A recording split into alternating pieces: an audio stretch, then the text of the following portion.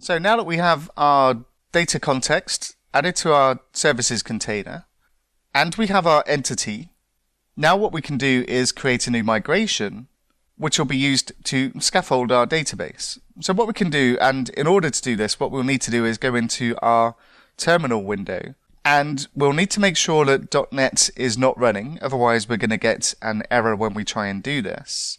So do make sure that your API server is closed down. And we need to make use of the .NET Entity Framework command line tools for this. And this is one of those things that Microsoft move around in almost every version of the framework.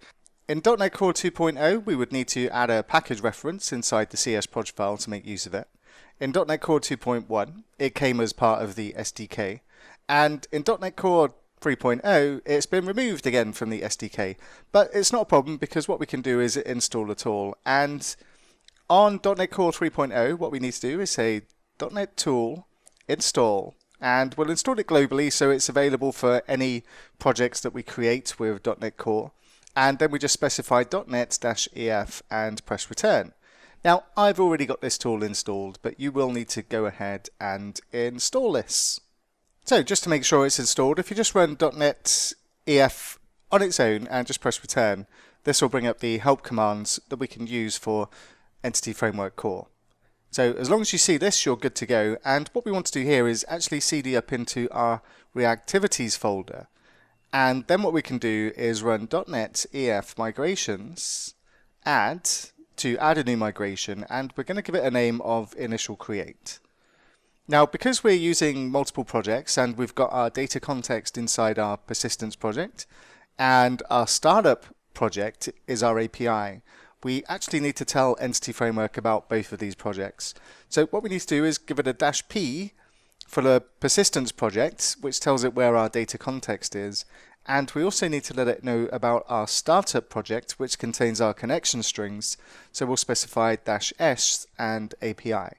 And then we can press return, and I've said .nef rather than .net in this case. So make sure you spelled that correctly, then press return, and what you should find is we get an error. And sometimes errors can be a bit vague, a bit misleading, a bit confusing, but this one's very, very clear and exactly what we need to do. And it's telling us that our startup project doesn't reference Microsoft Entity Framework.design, and this package is required for the Entity Framework Core tools to work.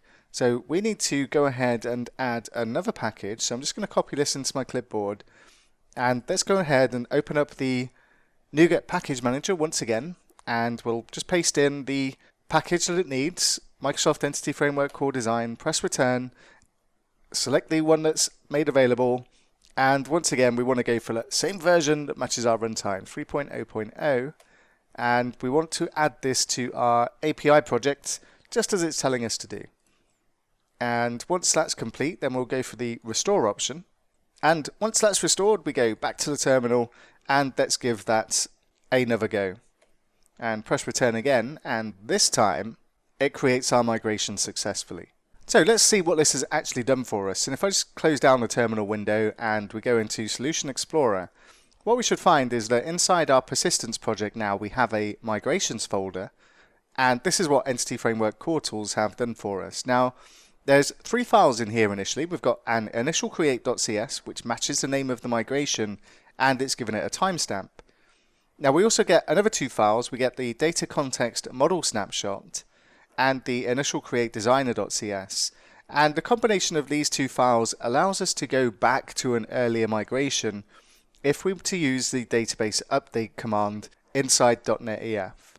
But the one we're interested in is this initial create.cs. So let's take a look at this particular migration class, and there's 2 methods inside here. We have an up method and a down method. And inside the up method, what we have here is the command or the code to create a table in our database, and it's given it a name of values, and this matches the DB set we added to our data context file. Now inside here we've got 2 columns being created, an ID column and a name column, and the ID column, because it's an integer and it's our primary key, and the reason it's our primary key is because Entity Framework is convention based. If we give a name of one of our properties an ID name, or the name of ID, then it's going to automatically assume that we want to use this as our primary key. Now we can override that if we wanted to, but we do want this to be our primary key in this case.